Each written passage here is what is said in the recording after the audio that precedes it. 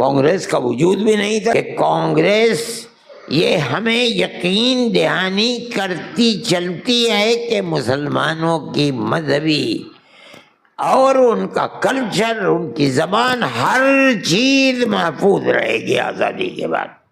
دستور کی وہ شقیں جن کے اندر بحیثیت اقلیت کے مسلمانوں کا دین، ان کے دینی ادارے، ان کا مذہب، ان کی تبلیغ زندہ رہے گی، ہندوستان کے دستور کے اندر ہے۔ اور ہماری ایک تاریخ ہے جو تمہاری تاریخ سے زیادہ قیمتی تاریخ ہے۔ ہمارے باپ دادا پردادا جس طرح تم رہتے ہو اسی طرح ہم بھی ہزاروں سال سے اس ملک کے رہنے والے ہیں، ہم کوئی باہر سے آئے ہوئے تھوڑے ہی ہیں۔ جمعیت علماء کا مسئلہ ہمیشہ اختلاف کا گورنمنٹ سے ہوتا ہے، افراد سے نہیں ہوتا۔ ہم گورنمنٹ کو کہیں گے کہ یہ ظالم ہے، ہم گورنمنٹ سے کہیں گے کہ یہ اندھے ہیں، گورنمنٹ اندھی ہے، گورنمنٹ مسلمان پر ظلم کر رہی ہے۔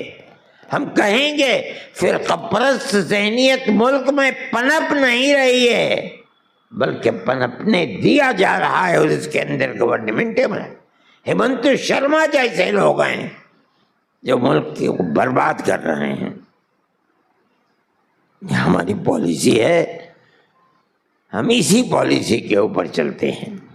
کانگریس نے ملک کی آزادی کے اندر کردار ادا کیا، مگر کب سے؟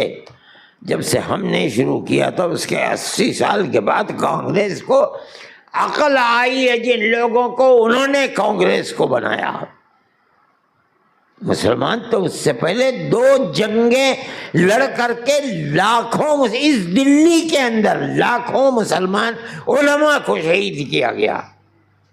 57 میں، 32 میں کانگریس کا وجود بھی نہیں تھا، جانتے بھی نہیں تھے لوگ کہ کانگریس ہے کیا چیز۔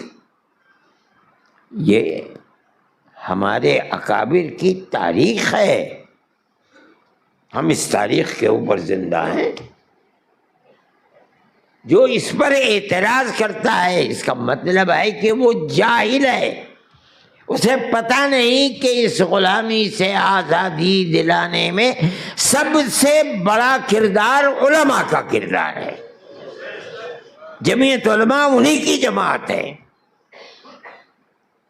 حضرت شاہ عبدالعزیز صاحب نے سب سے پہلا اعلان کہ ملک غلام ہو گیا، اس کی آزادی کے لیے جہاد کرنا مسلمان کا فرض ہے، سن 1803 میں کیا تھا۔ کانگریس تو 1880 کے بعد بنی ہے، یعنی 80 سال پہلے کا ہمارا اعلان ہے، اور اس کے اوپر چلتے رہے سن 47 تک۔ اور جب ملک آزاد ہوا ایک دم کروٹ لی، دنیا تو چلی گئی، ملک کی آزادی کے بعد پیسہ بٹورنے کے لیے، اقتدار بٹورنے کے لیے انہوں نے کروٹ لے کر کے ختم کر دیا کہ آج سے ہمارا سیاست سے کوئی تعلق نہیں ہے، ہم ایک مذہبی جماعت ہیں۔ میرے بھائی یہ ایک صورت ہے ملک کی، لوگوں کے ذہنوں کے اندر یہ چیز رہتی ہے کہ مسلمان احتجاج کیوں نہیں کرتا۔ ہم یہ سمجھتے ہیں کہ احتجاج کرنے میں مسلمان کا ٹکراؤ ہندو سے، ہندو کا ٹکراؤ مسلمان، ہماری پالیسی ہے، ہمارا مذہب ہمیں یہ سکھاتا ہے کہ جہاں رہو پیار و محبت کے ساتھ رہو۔ ہم جس طرح پیار و محبت سے مسلمان کے ساتھ رہتے ہیں اسی طرح ہندو کے ساتھ بھی، یہ ہمارا مذہبی حکم ہے۔ ہم سڑکوں پر نکل کر ہندو مسلم تناؤ اور جھگڑا نہیں پیدا کرنا چاہتے۔ ٹھیک ہے، جو لوگ اقتدار کی کرسی پر بیٹھے ہیں اور غلط راستے پر چل رہے ہیں، ہم ان کے ساتھ ٹکراؤ کر سکتے ہیں، اور اس کے ٹکراؤ کی بہترین چیز ہے کورٹ، اور یہ اللہ کا فضل ہے۔ کہ ہر جگہ ہر سینٹر کے اندر تمام سینٹروں میں فرقہ پرست ذہنیت ہے، کورٹ کے اندر بھی ہے، لیکن یہ اللہ کا فضل ہے کہ ایسے لوگ بھی ہیں جن کا ذہن صاف ہے، یہ اس کا احسان ہے، ہمیں وہاں سے فیصلے کا صحیح فیصلہ مل جاتا ہے جو دستور کے خلاف نہیں، دستور کی تائید کے اندر ہے۔ ہم آج بھی اسی کے اوپر زندہ ہیں، ہمیں اس کے فوائد بھی ملتے ہیں۔ جن لوگوں کو فرقہ پرست ذہنیت دہشت گردی کے الزام میں پکڑتی ہے اور 10 15 20 30 سال سے جیلوں کے اندر بند ہے، جمعیت علماء ہند تنہا وہ جماعت ہے جو اس کے خلاف جاتی رہتی ہے۔ تقریباً 500 مقدمات ہیں لوگوں کے ہمارے اوپر، 70 تقریباً وہ ہیں کہ جن کو پھانسی کا حکم ہے، ابھی 6-7 تو نکل کے باہر آ گئے، اور 150 کے قریب وہ لوگ ہیں جن کو عمر قید کی سزا نیچے کی کورٹ نے دے رکھی ہے، 38 اور ہیں جن کے مقدمات چل رہے ہیں گجرات کے اندر۔ ہم اپنی اس پالیسی کے اوپر ہم کبھی سڑکوں پر نہیں اتریں گے، اس میں ٹکراؤ مسلمان کا ہندو کے ساتھ، ہندو کا مسلمان کے ساتھ ہوگا، بالکل ہماری کھلی ہوئی پالیسی ہے کہ ہم آپس میں بسنے والوں کو ایک دوسرے سے ٹکرانا یہ ہماری مصلحت کے خلاف ہے۔ جمعیت علماء ہند تنہا ایک جماعت تھی جو سامنے آئی، آج تو ہر آدمی کی جیب میں جماعت ہوتی ہے، جس کا جو جی چاہے جہاں چاہے پارٹی بنا لے۔ یہ وہ زمانہ تھا جب صرف اور صرف مسلمانوں کی ایک ہی سیکولر تنظیم تھی جس کی ایک بہت بڑی تاریخ تھی، اور وہ صرف جمعیت علماء ہند تھی۔ جمعیت علماء ہند کے وہ ورکرز جن کو ہم اپنے اکابر مانتے ہیں، ان لوگوں نے یہ فیصلہ کیا تھا کہ ہم سڑکوں پر اتر کر مسائل کا مقابلہ نہیں کریں گے۔ وہ یہ سمجھتے تھے کہ اگر ہم سڑکوں پر اتریں گے تو اس سے فرقہ پرست ذہنیت کو مدد ملے گی، ہمیں کوئی فائدہ نہیں ملے گا۔ انہوں نے اسی دن سے یہ فیصلہ کیا تھا کہ ہم نہ تو ڈر کر بیٹھیں گے اور نہ سڑکوں پر اتر کر احتجاج کریں گے، بلکہ ہم ایسی صورت کو اختیار کریں جس میں ہمارا مقابلہ مسلم عوام کا فرقہ پرست عوام سے نہیں، ہمارا مقابلہ اس گورنمنٹ سے ہوگا جو ان فرقہ پرست طاقتوں کو آزادی دے رہی ہے۔ ہم علی الاعلان کہتے ہیں ہماری لڑائی فرقہ پرستی کرنے والوں سے نہیں ہے۔ دنیا ہے، ملک ہے جس کے اندر 1.5 ارب لوگ رہتے ہیں، ذہنوں کے اوپر کس کے پابندی لگائی جا سکتی ہے؟ گورنمنٹ نہیں لگا سکتی، ہم کیا لگائیں گے؟ لیکن ہم اگر ان کے ساتھ اور وہ ہمارے ساتھ سڑکوں پر لڑائی لڑیں گے تو ہم یہ سمجھتے ہیں کہ یہ چیز ملک کے لیے بھی نقصان دہ ہے، ہمارے لیے بھی نقصان دہ ہے۔ ہم ملک کی آزادی کے بعد سے آج تک حکومت سے لڑتے ہیں جو اس فرقہ پرست ذہنیت اور طاقت کو کھلا میدان دیتے ہیں۔ انہیں اگر چور کے ہاتھ کو پکڑنا ہے نہیں پکڑتے، انہیں اگر قاتل کو قتل کی سزا دینی ہے نہیں دیتے، ان کو اگر مسلمان کی مخالفت اور بے عزت کرنا ہوتا ہے گورنمنٹ اس میں تساہل برتتی ہے، نہیں کرتی۔ ہم اس گورنمنٹ سے لڑتے ہیں جو ملک کے آزادی میں کسی بھی اقلیت یا اکثریت کی آزادی کے اندر دخل دیتی ہے اور اس کی آزادی کو روکتی ہے۔ ملک کی آزادی سے لے کر آج تک جمعیت علماء کا کردار یہی رہا ہے۔ ہو سکتا ہے کہ آپ میں سے کسی کو اس کے اندر کچھ خدشہ ہو، مگر میں آپ کو بتاتا ہوں تاکہ آپ کا ذہن صاف ہو جائے۔ آج مسئلہ ہے مثال کے طریقے پر آسام میں مسلمان کی بربادی کا۔ آسام کا چیف منسٹر اس نے یہ چاہا کہ سارے ہندوستان سے الگ، چاہے وہ دلی کی گورنمنٹ ہو چاہے آسام کی صوبائی گورنمنٹ ہو، سب نے مل کر یہ طے کیا ہے کہ بنگلہ دیش کی جنگ کے بعد، مشرقی پاکستان کی جنگ کے بعد،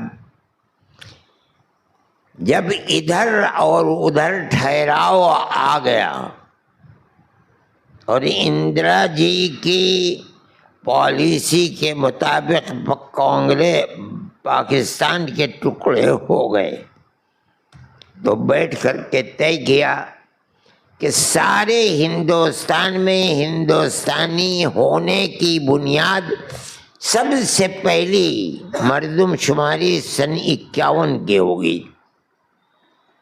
لیکن آسام کے اندر یہاں آسامی ہونے کی بنیاد سن 71 ہوگی۔ بنگلہ دیش بن گیا، پاکستان کو نقصان پہنچا دیا، ٹکڑے ہو گئے پاکستان کے۔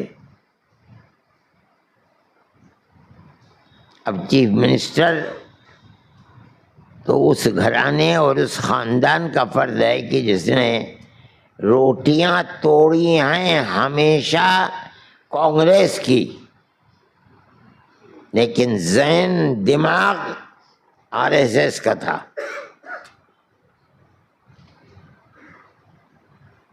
ہم نے کہا سونیا جی سے کہ آپ اس کو ٹکٹ مت دیجیے، میں نے خط بھیجا ان کو، مگر انہوں نے نہیں مانا اور ٹکٹ دے دیا۔ آج وہی ہیمنتو ہے جو کانگریس کی اس پالیسی اور دستور کے خلاف اس نے آسام میں آگ لگا رکھی ہے۔ یہ ایک پالیسی ہے گورنمنٹ کی، ہم گورنمنٹ سے لڑتے ہیں، ہم پھر لڑیں گے اور ہم لڑتے چلے آئے ہیں۔ یہ ذہنیت مسلمان کو تباہ و برباد کرنے کے لیے سب سے پہلے وہ ایک کیس ہم گئے سپریم کورٹ کے اندر، ایک ایسی صورت تھی جس سے 48 لاکھ ہندو اور مسلمان متاثر ہو رہے تھے۔ متاثر کیا ہو رہے تھے؟ برباد ہو رہے تھے۔ یہی مسئلہ تھا کہ تقریباً 27 لاکھ مسلمان اور 25 لاکھ ہندو عورتیں جن کے نکاح ہوئے ہیں اور بیاہ کر جہاں ان کے ماں باپ کو ہندو نیشنلٹی ملک کی مسلم نیشنلٹی ملی ہوئی تھی، یہ عورت شادی بیاہ کر کے کہیں دوسری جگہ چلی گئی تو وہاں کے پردھان اس بنیاد کے اوپر کہ ان کے ماں باپ آسامیاں ہیں ان کو نیشنلٹی کے سرٹیفکیٹ دیا کرتے تھے. اس کے خلاف گورنمنٹ کھڑی ہو گئی آسام کی. فرقہ پرست ذہنیت اتنی مضبوط تھی کہ اس نے گورنمنٹ کو کھڑا کر دیا. جمعیت علماء تنہا جماعت تھی. ہم سپریم کورٹ میں چلے گئے اور عجیب بات تھی، سپریم کورٹ کا جو چیف تھا، چیف جسٹس، وہ آسامی کا تھا. مجھے بہت ڈر لگتا تھا کہ خدا جانے کیا صورت پیش آتی ہے. یہ 48 لاکھ عورتیں اور پھر ان کے بچے کروڑوں کی تعداد میں. اگر یہ غیر ملکی ہو گئے، دنیا کا کون سا ملک ان کو لے گا؟ یہ کیسے زندہ رہیں گے؟ یہ اللہ کا فضل. اور میں نے اس وقت بھی بیان دیا تھا کہ مجھے آج جتنی خوشی ہوئی میری زندگی میں کبھی مجھے اتنی خوشی نہیں ہوئی تھی کہ فیصلہ ہمارے حق کے اندر آ گیا. ہم عوام سے نہیں لڑے، یہ ہمارا دستوری، ہم گورنمنٹ سے لڑتے ہیں. یہ گورنمنٹ کا فرض ہے کہ وہ مسلمان کو جینے کا حق دے. وہی حق جو ہندو کو دیا جاتا ہے وہی حق ہمیں دے. پھر اس کے بعد دوسرا مسئلہ آ گیا. انہوں نے پیش کر دیا کہ سن 71 کو بنیاد، یہ اس چیف منسٹر کا مسئلہ ہے،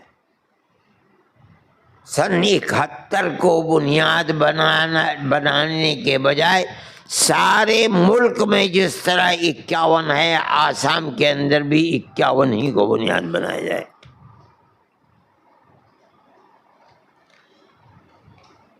اگر 51 بنیاد بن جائے تو لاکھوں میں نہیں، کروڑوں کے اندر مسلمان تباہ ہو کر کے رہ جائے گا. نہ وہ بنگلہ دیش کا رہے گا، جا نہیں سکتا ہے، نہ ہندوستان. جس طرح فلسطین کی زندگی، نہ انہیں ووٹ دینے کا حق ہے، نہ گورنمنٹ کی ملازمت حاصل کرنے کا حق ہے، وہی زندگی آسام کے اندر مسلمان کی بن جاتی. جمعیت علماء تنہا وہ جماعت ہے جو سپریم کورٹ کے اندر گئی اور ہم نے جا کر کے مقدمہ کیا.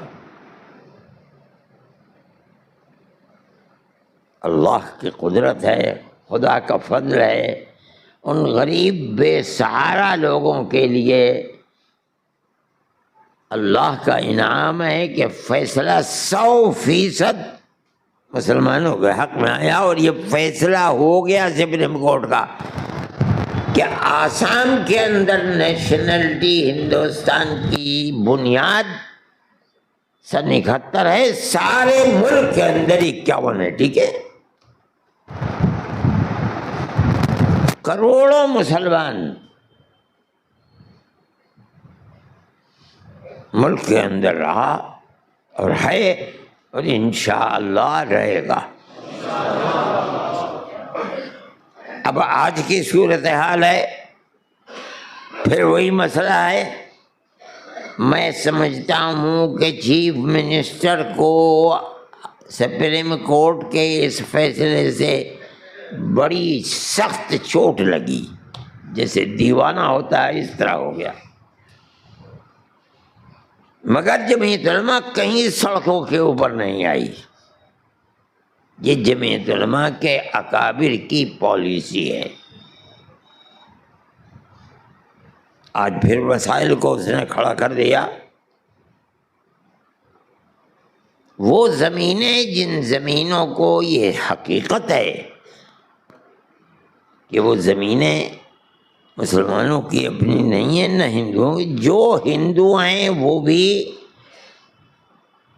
پہاڑی زمینوں کے اوپر اپنے مکان بنائے ہوئے ہیں، جو مسلمان ہیں انہوں نے بھی بنا رکھا، اور یہ مکانات 50 سال سے بنے ہوئے ہیں اور رہ رہے ہیں وہاں، مدارس بھی ہیں، مساجد بھی ہیں۔ 80% کہا جاتا ہے کہ مسلمان ہیں، 20% ہندو بھی ہیں۔ گورنمنٹیں آتی جاتی رہیں، گورنمنٹوں نے انہیں بجلی دی، پانی دیا، سڑکیں دیں، کبھی اس کو چھیڑا نہیں۔ اب ایک ملک کا ایک قانون ہے کہ جو زمینیں ہیں ایسی کہ وہ گورنمنٹ کی زمینیں ہیں، پہاڑ کی زمینیں، ان کے اوپر آبادی نہیں بنائی جا سکتی ہے، اور کہیں کورٹ کا فیصلہ بھی ان کی تائید میں ہے، نہیں ہونی چاہیے۔ لیکن قانون اور بھی ہیں، اگر 30 سال سے وہاں آبادی ہے اور گورنمنٹیں دیکھ رہی ہیں کہ یہ آباد ہیں، ان کو سہولتیں دے رہی ہے، تو اب انہیں وہاں سے ہٹایا نہیں جا سکتا، اور اگر ہٹانا ہے تو اس کا بدل انہیں دینا چاہیے۔ یہ گورنمنٹ کی کمزوری ہے، دغابازی ہے کہ 50,000 مسلمان کو اجاڑ کر کے رکھ دیا اور ان کو زمینیں نہیں دی گئی ہیں۔ اس طرح کی آبادیاں بے شمار آسام کے اندر ہندوؤں کی بھی ہیں، لیکن ان آبادیوں کو ہاتھ نہیں لگایا جاتا ہے۔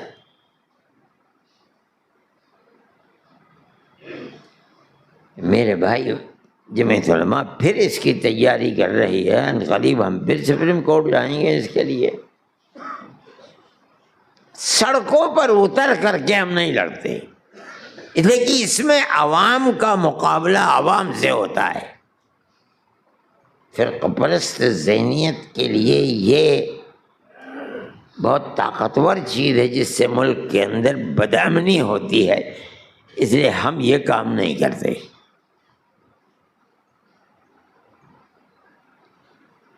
مسئلہ NRC کا پھر اٹھ رہا ہے، حالانکہ فیصلہ ہو چکا۔ 71 وہاں نیشنلٹی کی بنیاد ہے، اس سے پہلا فیصلہ بھی ہو چکا۔ جو آدمی بھاگ گیا تھا اس وقت وہاں سے، اس نے پھر اس وقت یہ دیکھ کر کہ گورنمنٹ اس وقت فرقہ پرست ذہنیت کی ہے، پھر اس نے اس مسئلے کو اٹھانے کی کوشش کی ہے۔ ہم نے ارادہ کیا ہے اور عنقریب ہم پھر سپریم کورٹ جائیں گے، اور ہمیں خدا کی ذات سے توقع ہے کہ ہمیں کامیابی ہوگی، اس لیے کہ پہلے کامیابی ہو چکی ہے، انشاءاللہ تو پھر دوبارہ کامیابی ہوگی۔ جمعیت علماء کا مسئلہ ہمیشہ اختلاف کا گورنمنٹ سے ہوتا ہے، افراد سے نہیں ہوتا۔ اگر افراد کی طرف سے کوئی چیز سامنے آتی ہے تو بھی ہم اس کا حل کورٹ سے کراتے ہیں۔ بہت سے مسائل بڑے مدرسوں کے مسائل ہیں، مثال کے طریقے پر ہم نے عوام کو یا گورنمنٹ کے مشنری کو ہاتھ نہیں لگایا، گورنمنٹ کی پالیسی کے خلاف ہم کورٹ گئے۔ مسلمانوں کے مکانات کو بلا وجہ توڑنے اور بلڈوزر چلا دینے کی بات آئی، ہم کورٹ میں گئے۔ آج بھی ہم بڑے مسائل کے اندر کورٹ میں گرے ہوئے ہیں، اور کورٹ کے اخراجات کم نہیں ہوتا۔ سپریم کورٹ کے اخراجات، اللہ، ہائی کورٹ کے اخراجات کتنے ہوتے ہیں؟ ایک مسئلے کے اوپر 50 لاکھ روپیہ پانی کی طرح بہ جاتا ہے. ہمارا کیا ہے؟ کوئی کاروبار نہیں، کوئی فیکٹری نہیں ہماری. مسلمان ہمیں دیتا ہے، ہمیں ایک ہاتھ سے لیتے ہیں، دوسرے ہاتھ سے اس کو کام میں لگا دیتے ہیں. اس سے زائد ہمارا کچھ نہیں ہے. آدمی پوچھتا پوچھتا آتا ہے کہ جمعیت علماء کا دفتر کہاں ہے. آتا ہے اور آ کر کے دفتر میں پیسے دے کر کے اور چلا جاتا ہے. پوچھتا بھی نہیں کبھی کہ کیا کہاں گئے میرے پیسے. ہمارا معاملہ ایسا ہی ہے. ہم مدرسوں کے سلسلے میں گئے، کیس ہیں اور چل رہے ہیں. سپریم کورٹ نے کہا کہ مسئلہ ہائی کورٹ کا ہے، وہاں جائیے. ہم ہائی کورٹ میں چلے گئے، پیشیاں لگ رہی ہیں. ابھی پرسوں پیشی دی ہائی کورٹ کی. وہاں جو اعتراضات ہوئے تھے، ہمارے وکیل نے کہا اس کے جواب طلبی کے لیے گورنمنٹ کو انہوں نے 6 ہفتے کا وقت دیا ہے. یقیناً مسئلہ صبر آزما ہوتا ہے. یہ کوئی ضروری نہیں ہے کہ چٹ مانگنی پڑ گیا. بھائی ٹھیک ہے، ہم نے دیا ہے، ہم سمجھتے ہیں کہ مہینے 2 مہینے 3 مہینے 4 مہینے کے اندر چلتے چلتے مسئلہ ختم ہوگا، حل ہوگا، اور انشاءاللہ ہمارے حق میں ہوگا فیصلہ.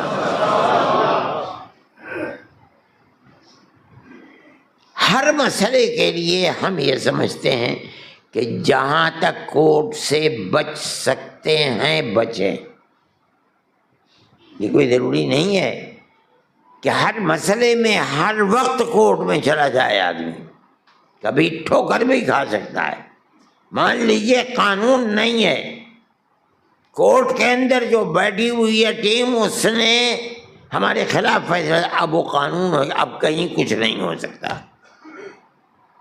اس لیے جو چیز کھلے ہوئے دستور کے خلاف ہے، جو حقوق ہمیں ہندوستان کے دستور نے اقلیت کی حیثیت سے دیے ہیں، اور وہ ہمارے اکابر جمعیت علماء ہی کی کوششوں کے صلے میں آئے ہیں. ہم نے کھڑے ہو کر کے یہ بات کہی، مولانا ابوالکلام آزاد نے کہی، حضرت مدنی نے کہی، گاندھی جی سے کہی، جواہر لال سے کہی، اور آزادی کے بعد نہیں، آزادی سے پہلے سے بار بار جمعیت علماء یہ کہتی چلی آئی ہے کہ آزادی قریب ہے، ہم تمہارے ساتھ ہیں. یہ وعدہ کرو کہ ملک آزاد ہوگا تو دستور سیکولر بنے گا. اور ہمارے پاس تحریریں موجود ہیں کہ کانگریس یہ ہمیں یقین دہانی کرتی چلتی ہے کہ مسلمانوں کی مذہبی اور ان کا کلچر، ان کی زبان، ہر چیز محفوظ رہے گی آزادی کے بعد. دستور کی وہ شقیں جن کے اندر بحیثیت اقلیت کے مسلمانوں کا دین، ان کے دینی ادارے، ان کا مذہب، ان کی تبلیغ زندہ رہے گی، ہندوستان کے دستور کے اندر ہے. جب کبھی گورنمنٹ کا کوئی شعبہ اس کے خلاف کھڑا ہوگا، ہم سپریم کورٹ جائیں گے اور یقیناً اس دستور کی بنیاد کے اوپر فیصلہ ہمارے حق میں آئے گا انشاءاللہ. جمعیت علماء کا یہ کردار ہے اور ہر چیز کے اوپر ہے، ہر مسئلے کے اوپر ہے. چاہے وہ مدارس کا مسئلہ ہو، چاہے وہ گھروں کے توڑنے کا مسئلہ ہو، چاہے وہ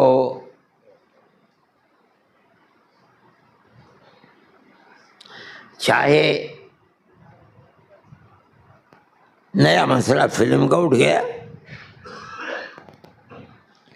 ہم نے تو اپنی زندگی میں اللہ کا شکر ہے آج تک کبھی کسی سینما گھر میں قدم بھی نہیں رکھا، لیکن جمعیت علماء ایک مذہبی جماعت ہے، آپ فلم بنائیں اور ہمارے مذہب کو ٹارچر کریں، جمعیت علماء اگر اس کے اوپر خاموشی کو اختیار کرتی ہے، جمعیت علماء کیسی مذہبی جماعت ہے؟ بیکار کی بات ہے۔ ہم نے اس سلسلے کے اندر مشورہ کیا اور اچھے اچھے وکیلوں سے مشورہ کیا۔ ہمیں جب یہ اطمینان ہو گیا کہ مذہب کو نشانہ بنانے کا حق اپنی فلم چلانے کے لیے، فرقہ پرستی کو بڑھاوا دینے کے لیے، مسلمانوں کے خلاف نفرت کی آگ بھڑکانے کے لیے ہم اس کے خلاف کورٹ میں جا سکتے ہیں، ہم اس کے خلاف کورٹ میں چلے گئے اللہ کے نام کے اوپر۔ ہمارے کورٹ میں جاتے ہی انہوں نے 6 چیزوں کو جو بنیادی طریقے کے اوپر اللہ کے نبی اور اسلام کے اوپر ان کی زندگی کو داغدار کرنے کے لیے تھیں، فوراً ان چیزوں کو نکال دیا اور یہ کہا کہ ہم نے 6 چیزوں کو نکال دیا۔ ہم نے کہا نہیں، ہم اور آگے بڑھائیں گے۔ ہم پھر گئے ہمارے وکیل کے بل سے، بلکہ 3 گھنٹے اس شخص نے بڑھاپے کے اندر بحث کی۔ پھر اس کے بعد گورنمنٹ کے اندر وہ چلی گئی، یعنی گورنمنٹ فلم کو جو کمیٹی بنی ہوئی ہے جو فلم کو دیکھے گی کہ یہ اصولی اعتبار سے کوئی غلط پیغام تو نہیں دے رہی ہے، اس کے پاس چلی گئی۔ انہوں نے جب پیش کیا ہم پھر کورٹ گئے، ہم نے کہا کہ اس نے اپنی حد سے تجاوز کیا ہے، اسے یہ حق نہیں ہے، جو فیصلہ اس نے کیا وہ فیصلہ بالکل صحیح تھا۔ کورٹ نے پھر اس کو واپس کر دیا کہ اس میں تصحیح کرو۔ اس لینے دینے کے اندر اس کی 50 چیزوں کو اور ختم کیا گیا، 61 چیزیں ہو گئیں۔ اب وہ ہمیں گالیاں دیتا ہے، ارے بھائی تم نے ایسا کام کیا کیوں؟ تم یہ چاہتے ہو ہمارے مذہب کے خلاف چیز کو لاؤ اور مسلمان ہم اس مذہب کے خلاف تمہارے عمل کو چیلنج بھی نہ کریں تو کیا فائدہ ہے ہمارے ہندوستان میں رہنے سے؟ یہ ملک ہمارا ہے، ہم ہمیشہ سے اسی ملک کے رہنے والے ہیں، ہمارے باپ دادا پردادا جس طرح تم رہتے ہو اسی طرح ہم بھی ہزاروں سال سے اس ملک کے رہنے والے ہیں، ہم کوئی باہر سے آئے ہوئے تھوڑے ہی ہیں۔ تمہاری وہ کون سی برادری ہے جس برادری میں ہم مسلمان نہیں ہیں؟ کیرلا سے لے کر کے اور کشمیر تک چلے جاؤ، ہر برادری کے اندر ہندو بھی ہے، مسلمان بھی ہے، ہندو بھی ہے، مسلمان بھی ہے، ہندو بھی ہے، مسلمان بھی ہے۔ تم میں جو یہ کہتا ہے کہ مسلمان باہر کے آئے ہوئے ہیں وہ بے دال کا بودم ہے، بوم ہے، اسے کچھ پتہ ہی نہیں کیا ہے دنیا، جھوٹ بولتا ہے۔ جمعیت علماء ہند اپنی چیز کے اوپر پابند ہے، اپنے خیالات اور اپنے نظریات کے اوپر۔ ہماری ایک تاریخ ہے جو تمہاری تاریخ سے زیادہ قیمتی تاریخ ہے۔ میں نے ایک مرتبہ راہل جی کے پاس میں گیا، میں نے کہا کیا ہو رہا ہے؟ مسلمان جوان لڑکے اگر مر جائیں تو روتے روتے ماں باپ کو 10 دن میں، 20 دن میں، مہینے بھر میں صبر آ جائے گا۔ 10 سال، 20 سال سے مسلمان جوان جیلوں کے اندر ہیں، ماں باپ روتے روتے اندھے ہو جاتے ہیں، اور گورنمنٹ کی صورت یہ ہے کہ پولیس پکڑ کے لاتی ہے اور کہتی ہے کہ 300 گواہ ہیں اس کے دہشت گرد ہونے کے، دیش ویرودھی ہونے کے۔ صبح کو لکھنؤ جیل سے ہتھ کڑی ڈال کر کے لے کے آتے ہیں رامپور، مثال کے طریقے پر، اور صبح سے شام تک بیٹھا رہتا ہے، شام کو کہہ کر کے پھر واپس ہتھ کڑی ڈال کے لے جاتے ہیں کہ گواہ آئے نہیں۔ کیا حکومت آپ چلا رہے ہیں؟ تو کہنے لگے کیا کیا جائے؟ میں نے کہا یہ کیا جائے کہ آپ ایک کمیٹی بنائیے، 6 آدمی کی، 7 آدمی کی، 10 آدمی کی، ہندو بھی ہوں، سکھ بھی ہوں، ہر اقلیت کے آدمی کو رکھیں آپ، اور مسلمان کو بھی رکھیں اس کے اندر، جن کو آپ چاہیں ریٹائرڈ جج ہوں آپ ان کو رکھیے۔ پولیس جو رپورٹ بنا رہی ہے پہلے اس رپورٹ کو اس کمیٹی کو دے دیں، یہ کمیٹی دیکھ لے کہ یہ رپورٹ اس لائق ہے کہ کورٹ میں جائے یا نہیں ہے۔ اگر ہے اور یہ معلوم ہو اس رپورٹ میں کہ واقعتاً وہ دیش ویرودھی، آپ چوراہے پہ کھڑا کر کے گولی مار دی، ہم آپ سے نہیں کہیں گے۔ اور اگر نہیں ہے تو آپ انہیں وقت دیجیے، آپ اپنے گواہوں کو، پولیس کی ذمہ داری ہے گواہوں کو پیش کرنا، 6 مہینے کی دے دیجیے، 1 سال کی دے دیجیے، 1.5 سال کی دے، 2 سال، 3 سال کی دے دیجیے۔ اگر وہ پیش نہیں کر سکتے ہیں گواہوں کو تو ذمہ داری پولیس کے اوپر ہے، اسے آزاد کر دیجیے، یہ رکشہ چلائے گا، اپنے مقدمے کو خود لڑے گا۔ یہ صورت کہ آپ اسے 10 20 15 سال اس کو جیل میں رکھیں، یہ بات عقل کے خلاف ہے۔ آپ کیوں ایسا کرتے ہیں؟ مجھ سے کہنے لگے کہ کتنے لوگ ہیں جیلوں کے اندر؟ میں نے کہا یہ میں آپ کو دوں گا۔ میں آیا اور آ کر کے میں نے ساری جماعتوں سے بات چیت کی کہ بھئی کسی کے پاس فہرست ہے؟